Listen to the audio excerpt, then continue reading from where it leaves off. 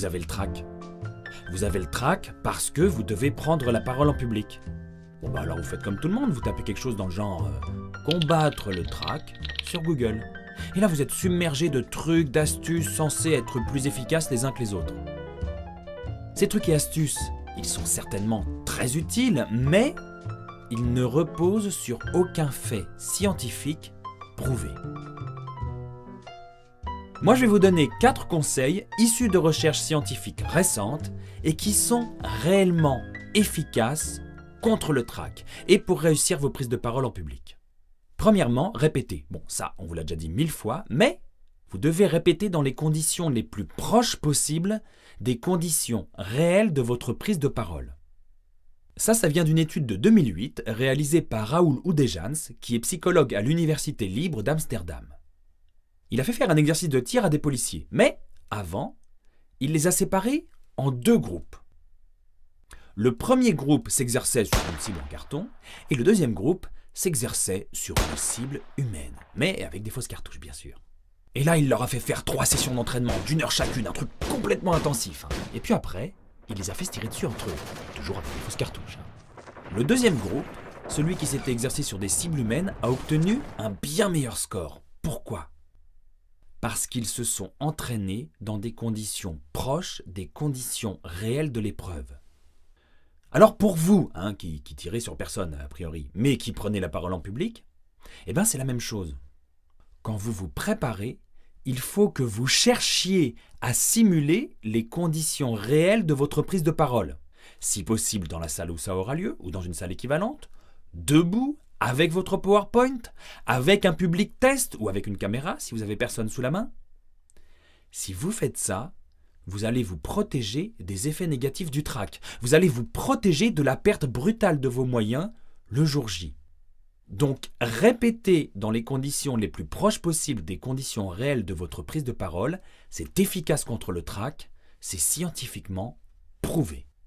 Deuxièmement, soyez content de prendre la parole. Bon, ça sonne un peu bizarre comme ça. Mais ça vient d'une expérience réalisée en 2014 par le professeur Alison Wood-Brooks de la Harvard Business School. Alors elle définit le trac comme, par exemple, la peur des fantômes à l'âge de 4 ans, la perspective de devoir chanter dans un karaoké ou l'idée de prendre la parole en public. Et elle estime que le trac peut avoir des effets négatifs sur la performance. Du coup, elle a demandé à 140 personnes de prendre 2 minutes pour préparer une intervention sur le thème « Pourquoi êtes-vous un bon collègue de travail ?» Vous avez 2 minutes. Et pour maximiser leur trac, elle leur a dit « Attention, vous allez être filmé et jugé par un jury très très méchant. » Oh, je suis méchant. Et oui, les chercheurs, des fois, ils sont un peu... Enfin bref. Après cette préparation, elle les a divisés en 2 groupes. Avant leur passage, les membres du premier groupe devaient dire tout haut la phrase « Je suis calme » et les membres du deuxième groupe devaient dire tout haut la phrase « Je suis enthousiaste ». Eh bien, aux yeux des observateurs très très méchants, qui ne savaient pas qui appartenait à quel groupe, les membres du deuxième groupe « Je suis enthousiaste » ont semblé plus persuasifs, plus compétents, plus confiants, plus tenaces et ont livré une intervention plus longue. Alors ça a l'air idiot, mais ça marche. Avant de prendre la parole en public, dites-vous « Je suis content de prendre la parole ». C'est scientifiquement prouvé. Troisièmement, soyez dominant. Wow, mais c'est quoi ça? Pour être plus précis, adoptez une posture de dominant pour booster votre confiance. La confiance, c'est quoi? C'est un truc hormonal. Ça résulte de l'équilibre entre la testostérone, l'hormone de la confiance, et le cortisol, l'hormone du stress. Et en 2010, la psychologue Amy Cuddy de la Harvard Business School a réalisé une expérience. Elle a réparti ces sujets en 2 groupes. Les membres du premier groupe devaient adopter une posture de dominant, une posture ouverte, une posture en expansion. Et les membres du deuxième groupe devaient adopter une posture de dominer, se faire petit, se fermer, baisser les yeux. Elle a mesuré les taux de testostérone et de cortisol des sujets avant et après qu'ils adoptent la posture demandée. Eh bien, ceux qui avaient adopté une posture de dominant ont eu une augmentation de leur taux de testostérone et une baisse de leur taux de cortisol. Donc, plus de confiance. Et pour ceux qui avaient adopté une posture de dominer, il s'est passé exactement le contraire. Donc, plus de stress. Et elle s'est pas arrêtée là, la psychologue. Elle a soumis ses participants à des simulations d'entretien d'embauche avec des recruteurs forcément très très méchants qui ne savaient pas qui appartenait à quel groupe. Et là, vous me voyez venir, les participants du premier groupe ont été plus performants aux yeux des recruteurs.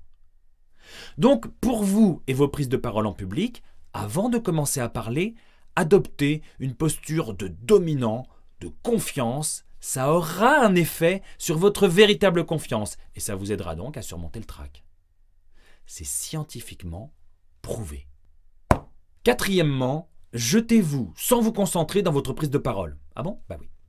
En 2008, la psychologue Sian Belloc de l'Université de Chicago a réalisé une expérience étonnante. Elle a demandé à des golfeurs expérimentés de faire un putt. Alors pour ceux qui ne sont pas familiers avec le golf, un putt, c'est quand on pousse la balle directement dans le trou. Elle les a répartis en deux groupes.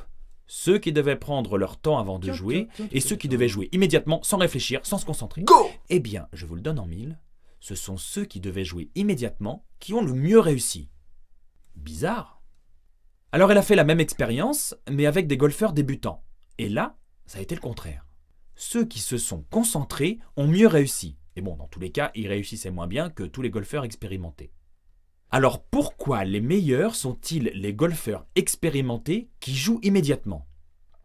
Eh bien, parce qu'ils ont répété leurs gestes. Hop, hop, hop, hop, hop, hop, hop, hop, hop, hop, hop, hop, hop, hop, hop, hop, hop, hop, et hop.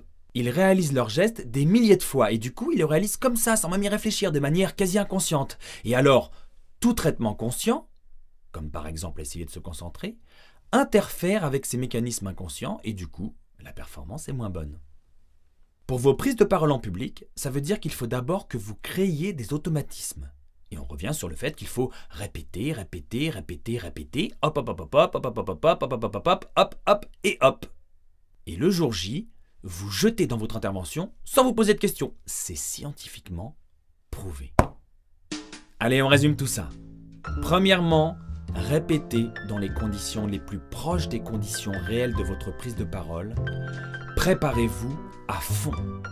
Deuxièmement, reformulez votre track comme de l'enthousiasme. Dites-vous « Je suis content de prendre la parole ». Dites-le vraiment, même à voix basse. Troisièmement, adoptez une posture de confiance. Adoptez une posture de dominant. Quatrièmement, jetez-vous sans vous concentrer dans votre prise de parole, à condition d'être préparé. Ne réfléchissez pas, allez-y. Voilà, maintenant vous êtes mieux armé pour lutter contre votre trac. N'hésitez pas à vous abonner à ma chaîne YouTube en cliquant sur ce bouton et à liker la vidéo en cliquant ci-dessous. À très bientôt!